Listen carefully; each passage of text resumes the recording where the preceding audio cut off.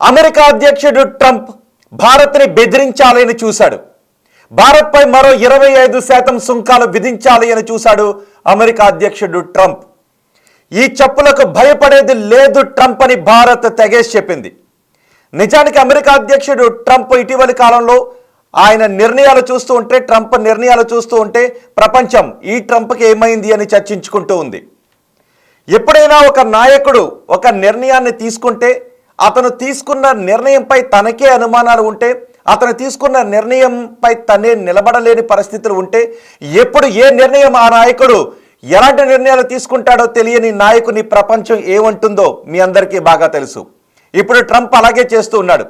ఎప్పుడు ఏ నిర్ణయం తీసుకుంటాడో తనకే తెలీదు, తీసుకున్న నిర్ణయంపై ఎంతవరకు స్టాండ్ అయి ఉంటాడో కూడా తనకే తెలీదు.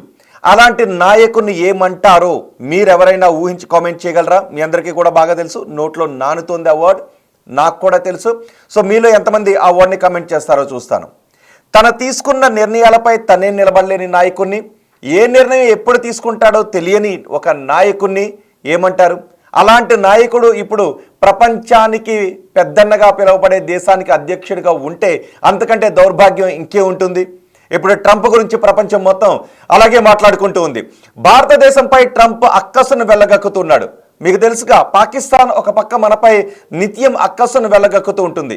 ఎక్కడో ఉన్న అమెరికా అలాంటి పాకిస్తాన్కి ఈ మధ్యకాలంలో వంతపాడుతుంది. మొన్న కూడా ఏమన్నాడు?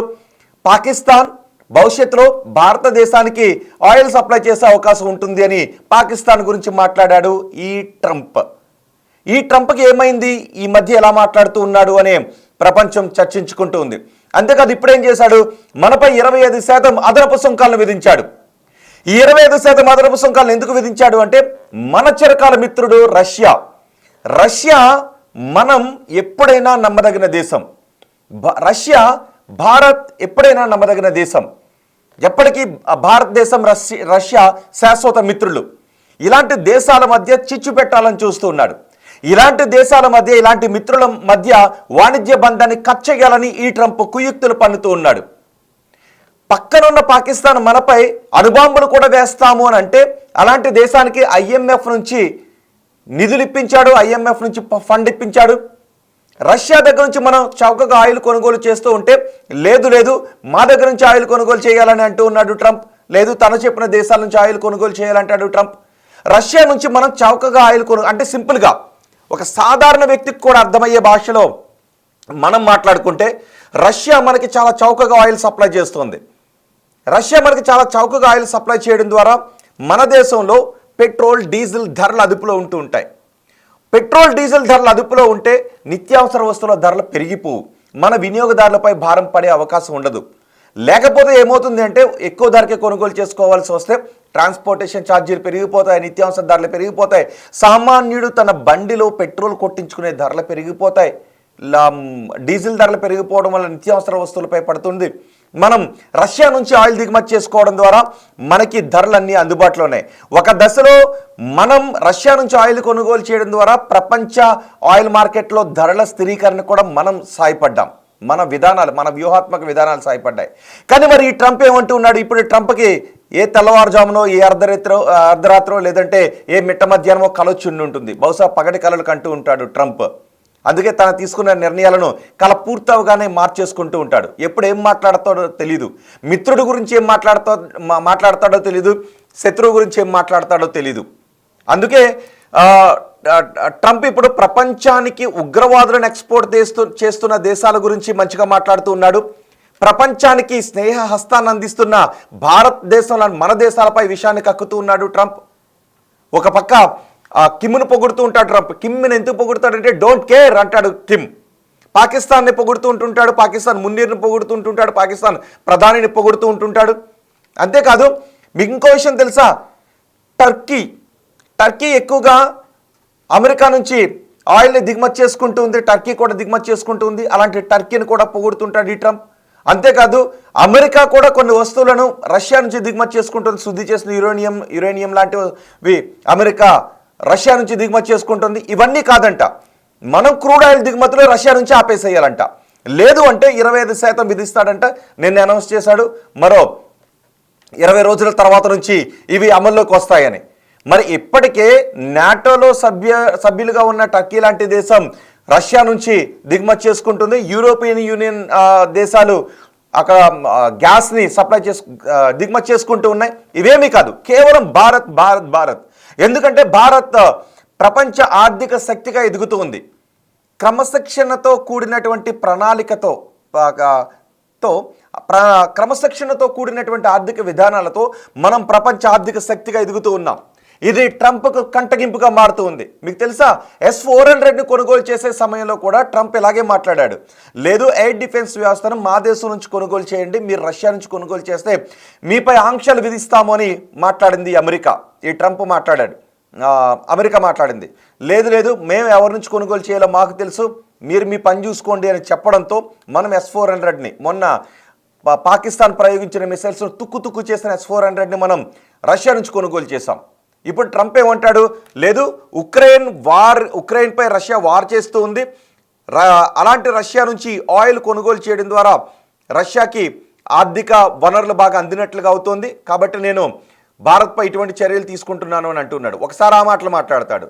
రెండోసారి ఏమంటాడు, మా ఇద్దరి మధ్య అమెరికా భారత్ మధ్య వాణిజ్య లోటు చాలా ఎక్కువగా ఉంది, వాళ్ళు ఎగుమతి చేసే వాల్యూ ఎక్కువగా ఉంది, మేము ఎగుమతులు చేసే విలువ చాలా తక్కువగా ఉంది అని అమెరికా అధ్యక్షుడు ట్రంప్ అంటుంటాడు. మరి వాణిజ్య లోటు కోసం చేస్తూ ఉన్నాడా, రష్యా ఉక్రెయిన్ యుద్ధాన్ని ఆపడానికి చేస్తూ ఉన్నాడా, భారత్పై కంటగింపుతో చేస్తూ ఉన్నాడా, మీరేమనుకుంటున్నారు? ట్రంప్ ఇలా ఎందుకు భారత వ్యతిరేక ఆలోచన చేస్తూ ఉన్నాడో మీ అభిప్రాయాన్ని కామెంట్ బాక్స్లో తెలియచేయండి. ఇప్పటికే బహుశా ట్రంప్కి కంటగింపుగా ఉంటుంది. ఎందుకంటే భారతదేశం నుంచి అమెరికాకు వెళ్ళిన మన భారత మూలాల్లో ఉన్న వ్యక్తులు అమెరికా రాజకీయాలలో చాలా చురుగ్గా ఉంటున్నారు. అంతేకాదు, మన మందులు వాడకపోతే అమెరికాకు జ్వరం వస్తుంది. తెలుసా మీకు ఆ విషయం? మన మందులు వాడకపోతే అమెరికాకు జ్వరం వస్తుంది. అమెరికాలో జ్వరం వచ్చిందంటే మన మందులే దిక్కు. అందుకే ఇప్పుడు మందులపై మాత్రం ట్యాక్స్ వేయలేదు మనోడు.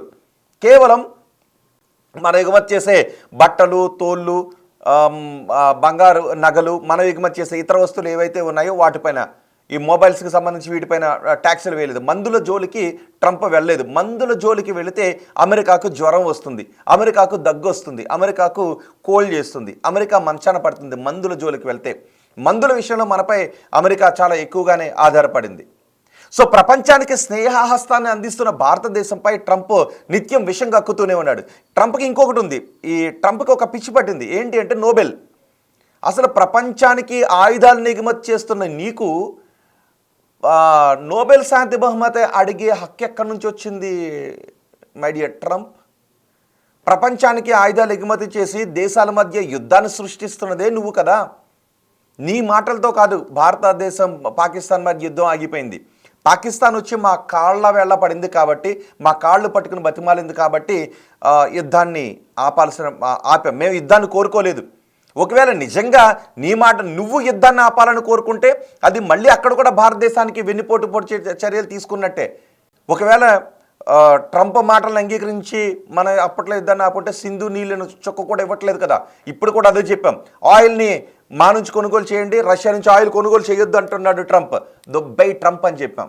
సింపుల్గా చెప్పాలి అంటే, ఒక నాటు భాషలో చెప్పాలి అంటే దొబ్బై ట్రంప్. నీ పని చూసుకో ట్రంప్.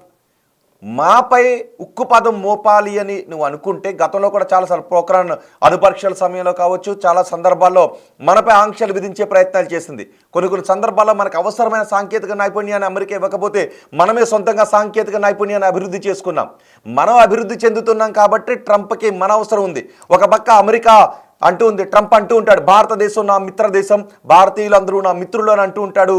ఈ విషపు కళ్ళ ట్రంప్ అందుకే పాకిస్తాన్కి సపోర్ట్ చేస్తుంటుంటాడు. పాకిస్తాన్తో త్వరలో పాకిస్తానే భారత్కి ఆయిల్ని సప్లై చేసే దేశంగా మారే అవకాశం ఉంది. దివాలా పాకిస్తాన్ మాకు ఆయిల్ సప్లై చేస్తుందా? దివాలా పాకిస్తాన్, దివాలా అంచును, ఆల్రెడీ దివాలా అంచును కాదు, దివాలా తీసేసిన పాకిస్తాన్ మాకు ఆయిల్ సప్లై చేస్తుందా? అలాంటి పాకిస్తాన్ నుంచి మేము ఆయిల్ కొనుగోలు చేసేటటువంటి రోజులు వస్తాయా? ట్రంప్ పగటి కలలకి అంటున్నాడు. ఈ పగటి కలలు కానీ ఆ నిర్ణయాలను ఇక్కడ అప్లై చేస్తుంటుంటాడు. ట్రంప్ నీ దేశంలో రెసిషన్ రాకుండా చూసుకో. ట్రంప్ నీ దేశంలో రెసిషన్ రాకుండా చూసుకో. ట్రంప్ నీ దేశంలో ఇన్ఫ్లేషన్ రాకుండా చూసుకో. ట్రంప్ ద్రవ్యోల్బణం రాకుండా చూసుకో. ట్రంప్ నీ దేశంలో వస్తువుల ధరలు విపరీతంగా పెరిగిపోయే అవకాశం ఉంటుంది. ట్రంప్ దాని ద్వారా నీ దేశంలో ఉన్నటువంటి నీ ప్రజల జేబులు చిల్లులు పడే అవకాశం ఉంటుంది. ట్రంప్ నీ దేశ ప్రజలే వస్తువులు కొనుక్కోవాలి అంటే డాలర్లకు డాలర్లు వెచ్చించి కొనుక్కోవాల్సిన దుస్థితి వస్తుందేమో చూసుకో మై డియర్ ట్రంప్. అంతే తప్ప భారతదేశంపై ఇప్పుడు కాదు ట్రంప్, అలెగ్జాండర్ కాలం నుంచి చూస్తున్నాం మై డియర్ ట్రంప్. భారతదేశంపై ఎంతమంది ఎన్ని దాడులు చేశారో ట్రంప్ తెలుసా? ట్రంప్ మా వెంట్రుకు కూడా పీకలేకపోయారు ఎవడు కూడా. భారతదేశ సంపదను ప్రపంచ దేశాలు కొట్టుకుని వెళ్ళిపోయాయి తెలుసా ట్రంప్. అయినా కూడా మా వెంట్రుకు కూడా పీకలేకపోయింది ఏ దేశం కూడా. ఎందుకంటే మా విధానం ఆ విధంగా ఉంటుంది కాబట్టి, మా క్రమశిక్షణ ఆ విధంగా ఉంటుంది కాబట్టి. ఎన్నో దేశాలు భారతదేశానికి వచ్చి వ్యాపారాలు చేయాలని అనుకున్నారు. ఎన్నో దేశాలు భారతదేశంపై దండయాత్ర చేశారు. ఇన్ని దేశాలు, ప్రపంచంలో ఉన్న దేశాలన్నీ భారతదేశంపై ఏదో ఒక దుర్బుద్ధితో చూస్తూనే ఉన్నారు. మా వెంట్రుకు కూడా పీకలేకపోయారు. ఇప్పటికీ నీ దేశానికి మందులు కావాలి అంటే మా మీదే, ఇప్పటికీ మీ దేశానికి సాంకేతిక నైపుణ్యం కావాలి అంటే కూడా మా పైన. గ్లోబలైజేషన్ కారణంగా దేశాలు ఒక దేశానికి ఇంకొక దేశం సాయం చేసుకోవాల్సిన పరిస్థితి ఉంటుంది. కానీ ఒక్కసారి కాదు అనుకుంటే మా వెంట్రుకు కూడా ఎవడో కూడా పీకలేడు. భారతదేశం వెంట్రుకు కూడా ఎవడో కూడా పీకలేడు. ఎందుకంటే మా సెల్ఫ్ కన్జంప్షన్ అంత ఉంటుంది. మా దేశంలో ఉన్న జనాభా చాలు మేము ఉత్పత్తి చేసుకొని ఇది చేసుకోవడం. ఇంకొకటి తెలుసా, మేము దేనికైనా సర్దుకోగలం, ఎలాంటి పరిస్థితులనైనా అలవాటు చేసుకోగలం. మా దేశంలో అన్ని రకాల వాతావరణ పరిస్థితులు ఉంటాయి. ఆకలిని ఎదుర్కోగలం. పక్కవాడు ఆకలితో ఉంటే మేము తినే దానిలో సగం ఇవ్వగలం. మొన్న కరోనా లాంటి పరిస్థితులు వచ్చి ప్రపంచం అల్లాడిపోతూ ఉంటే మా దేశం కూడా అల్లాడింది, కాదు అని అనలేం. కానీ మా దేశం నిర్భరంగా ఉంది. ప్రపంచ దేశాలకు వ్యాక్సిన్ అందించింది మా దేశం తెలుసా ట్రంప్. కొంత ఇబ్బందులు పడవచ్చేమో కానీ మా దేశాన్ని అనగదొక్కాలి అని, మా దేశాన్ని ఆర్థిక ఇబ్బందులు పెట్టాలి అని చూస్తే మాత్రం ప్రపంచంలో ఏ దేశానికి, బ్రిటిష్ వాళ్ళకే వల్ల కాలేదు. ఆగస్టు 15 ఒకరోజు అర్ధరాత్రి వాళ్ళు మా దేశం వదిలి ఖాళీ చేసి వెళ్ళిపోవాల్సిన పరిస్థితి వచ్చింది. మీరు విధించిన ఎన్నో ఆంక్షల కారణంగా మేము అంతకంతకు రాటు తేలేమే తప్ప ఎప్పుడైనా మీరు పోక్రామ్ అణు పరీక్షల విషయంలో కానీ, సూపర్ కంప్యూటర్స్ సాంకేతిక నైపుణ్యాన్ని అందించే విషయంలో కానీ మాకు ప్రపంచ దేశాల నుంచి సరైన సహకారం లభించినప్పుడు మేము సొంతంగా మిసైల్స్ తయారు చేసుకుంటున్నాం, మేము సొంతంగా రాకెట్స్ తయారు చేసుకుంటూ ఉన్నాం, మేము సొంతంగా సాంకేతిక నైపుణ్యాన్ని తయారు చేసుకుంటూ ఉన్నాం. మేము చెప్తున్నాం ఏ దేశం పైన మేము తొలుత యుద్ధాన్ని చేయము అని. సో మా స్నేహితులు ఎవరో నిర్ణయించడానికి నువ్వెవరు మై డియర్ ట్రంప్? నీకు నచ్చితే మా దేశంతో స్నేహం చేయి, లేదు నువ్వు విధించే ఆంక్షలు నీ దేశానికే త్వరలో ముప్పును తీసుకొచ్చే అవకాశం ఉంటుంది. మాకు ఒక సామెత కూడా ఉంది కదా, బలవంతుడైన సర్పము చలిచీమల చేత చిక్కి చచ్చునని ఒకటి ఉంది కదా. కానీ భారత చలిచీమ కాదు, కానీ నువ్వు మాత్రం విషసర్పంలా వ్యవహరిస్తూ ఉన్నావు మై డియర్ ట్రంప్. నువ్వు మాత్రం విషసర్పంలా మాట్లాడుతూ ఉన్నావు, కానీ భారతదేశం చలిచీమ కాదు, అంతకంటే పవర్ఫుల్. గుర్తుపెట్టుకో, మేము స్నేహస్తాన్ని అందిస్తూ ఉన్నాం కాబట్టే, సంయమనాన్ని పాటించే దేశం కాబట్టే మేము ఆచితూచి అడుగులు వేస్తూ ఉన్నాం. ఒకసారి 100% ట్యాక్స్ అంటాడు, ఇంకొకసారి 70% ట్యాక్స్ అంటాడు, ఇంకొకసారి భారతదేశం నాకు కావాలి అంటాడు. నీకు గుర్తుపెట్టుకో, నీ విజయంలో కూడా మా భారతీయుల పాత్ర ఉంది ట్రంప్, గుర్తుపెట్టుకో. నువ్వు అమెరికాలో రెండోసారి అధ్యక్షుడు కావటానికి కూడా భారతీయుల పాత్ర ఉంది తెలుసుకో మై డియర్ ట్రంప్. ఒక్కసారి మేము కాదు అని అనుకుంటే ఏమీ చేయలేరు. ఎందుకంటే మేము ఎలాంటి పరిస్థితులకైనా అలవాటు పడగలం, ఆకలిని తట్టుకోగలం, మారే వాతావరణ పరిస్థితులను కూడా తట్టుకోగలం.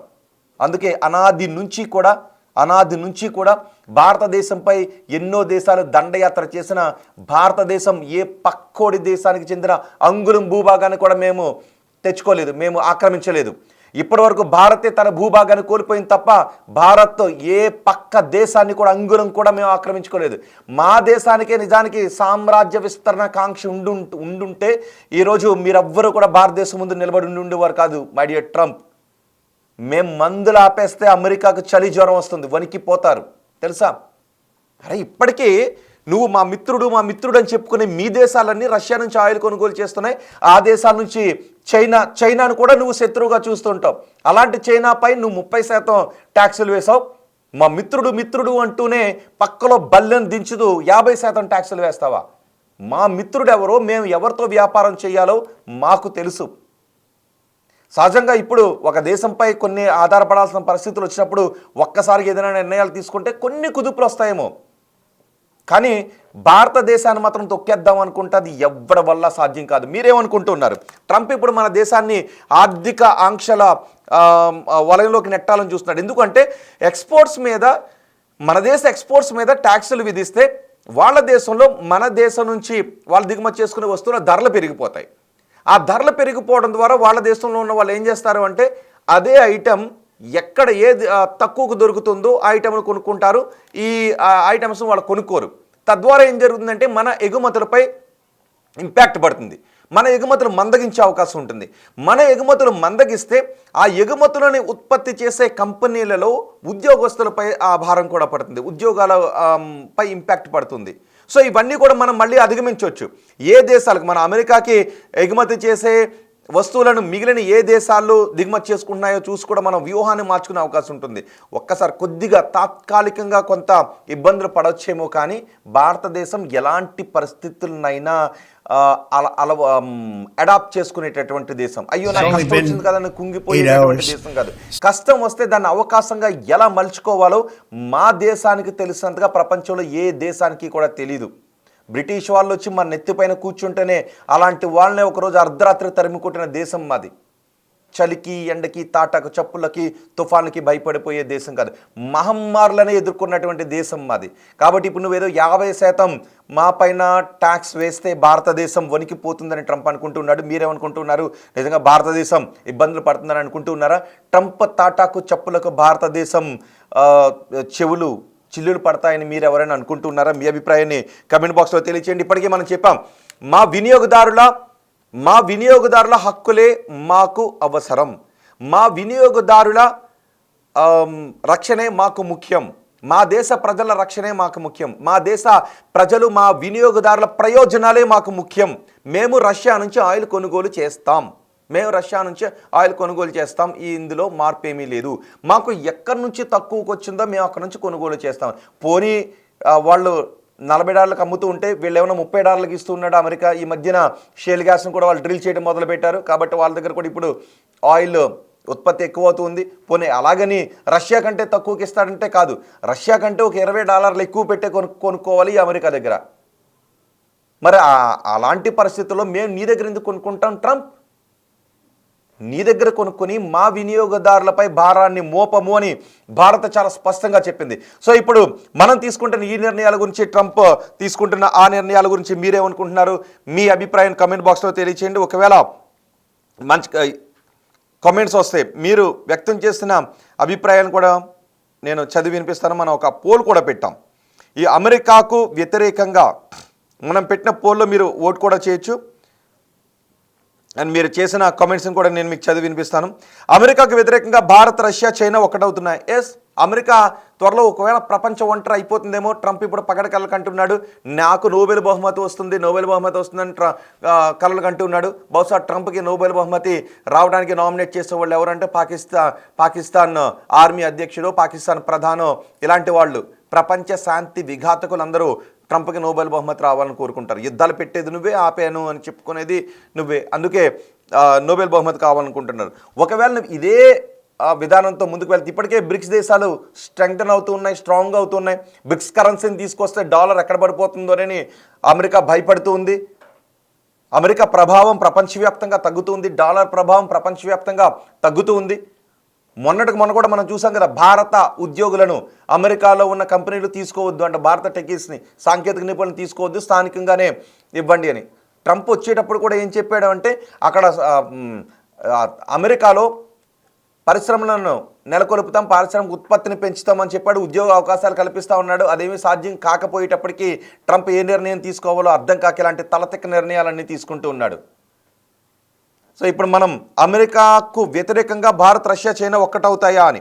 ఎస్, భవిష్యత్తులో అదే జరగబోయే అవకాశం ఉంటుందేమో. ఈ అమెరికా ప్రపంచానికి ఆయుధాలు అమ్మి సొమ్మును చేసుకుంటూ ఉంది. అలాంటి అమెరికా ప్రపంచ దేశాలకి పెద్దన్న పాత్ర పోషించాలని అనుకుంటూ ఉంది. త్వరలో అమెరికాకి పాకిస్తాన్ ఆర్మీ మున్నీర్ కూడా వెళ్ళబోతున్నాడంట. మరి మున్నీర్ అమెరికాకి ఎందుకు తరచూ వెళ్తూ ఉన్నాడో అర్థం కావడం లేదు. త్వరలో చైనా, రష్యా కూడా కలవబోతూ ఉన్నాయి. రష్యా, చైనా మధ్య కూడా ఒక భేటీ జరగబోతూ ఉంది. సో ఇవన్నీ పరిణామాలు చూస్తూ ఉంటే అమెరికా మనపై విధిస్తున్నటువంటి ఈ ట్యాక్సుల ప్రభావానికి మనం ఇంకా రాటుదేలే అవకాశాలే కనిపిస్తున్నాయి. సో మీరేమనుకుంటున్నారో మీ అభిప్రాయాన్ని కమెంట్ బాక్స్లో తెలియచేయండి. నేను కొన్ని కమెంట్స్ చదివి వినిపిస్తాను. రష్యా మన మిత్ర దేశం, మన అన్న చైనా పాకిస్తాన్ మనకి ఎప్పటికీ శత్రు దేశంగానే మిగులుతుందనే భావన అంటూ కామెంట్ చేశారు. సో ఇప్పుడు బహుశా మనం ట్రంప్ని దొబ్బేయని అంటూ ఉన్నాం, నీ ఆంక్షలకు మేము భయపడేది లేదు అని అంటూ ఉన్నాం. సో ఇప్పుడు ట్రంప్ ఏం చేస్తాడో చూద్దాం. ఒకవేళ రష్యా యుద్ధాన్ని ఆపితే భారత్పై విధించే ట్యాక్స్లను తగ్గించే విషయం ఆలోచించే అవకాశం ఉంటుందని కూడా అనుకుంటూ ఉన్నారు. ఉక్రెయిన్కి రష్యాకి వార్ జరుగుతుంది, ఆ వార్ను ఆపాలని అమెరికా ప్రయత్నం చేస్తుంది. నిజానికి ఆ యుద్ధం కూడా అప్పట్లో ఉక్రెయిన్ రష్యాపై యుద్ధానికి కాలు దూవటానికి అమెరికాను చూసుకుని మరింత రెచ్చిపోయింది. మధ్యలో అమెరికా కాడి వదిలేసిన పరిస్థితి కూడా కనిపించింది, ఉక్రెయిన్ కూడా వదిలేసేటటువంటి పరిస్థితి కనిపించింది. అందుకే అమెరికా అంత నమ్మదగిన దేశం కాదు. ఏ ఎండకి ఆ గొడుగు పట్టే విధానాలను అమెరికా ట్రంప్ హయాంలో తీసుకుంటుంది. అంటే అందరిని కూడా అనలేం, ముఖ్యంగా ట్రంప్ అధ్యక్షుడిగా ఉన్నప్పుడు ట్రంప్ మనస్తత్వం ఎలా ఉంటుందంటే ఏ నిర్ణయాలు తీసుకుంటాడో తనకే తెలియదు, ఆ నిర్ణయంపై నిలబడి ఉంటాడో లేదో కూడా తనకే తెలియదు. ఏ ఎండకు ఆ గొడుగు పడుతూ ఉంటాడు, గోడ మీద పిల్లిలా ఉంటాడు. అటు ఇటు చూసి ఎటు వాళ్ళు ఉంటుందో అటువైపు మాటలు వినిపించే విధంగా ట్రంప్ ప్రయత్నం చేస్తుంటుంటాడు. ఇప్పుడు 50% అంటూ ఉన్నాడు. ఈ 50% చెప్పులకు భారత్ భయపడలేదు. అఫ్కోర్స్ నిజమే, కొన్ని ఇబ్బందులు మాత్రం ఉంటాయి. ఆ ఇబ్బందులను ఎలా అధిగమించాలనే వ్యూహాత్మకంగా మనం ముందుకు వెళ్తున్నాం. ఆ వ్యూహంలో మనం ఇంకా రాటుదేలి మనం ఇంకా ఆర్థిక వ్యవస్థను పరిపుష్టం చేసుకునేటటువంటి రత్నాలు మనకు దొరికే అవకాశం కూడా ఉంటుందేమో. మీరేమనుకుంటున్నారో మీ అభిప్రాయాన్ని కమెంట్ బాక్స్లో తెలియచేయండి.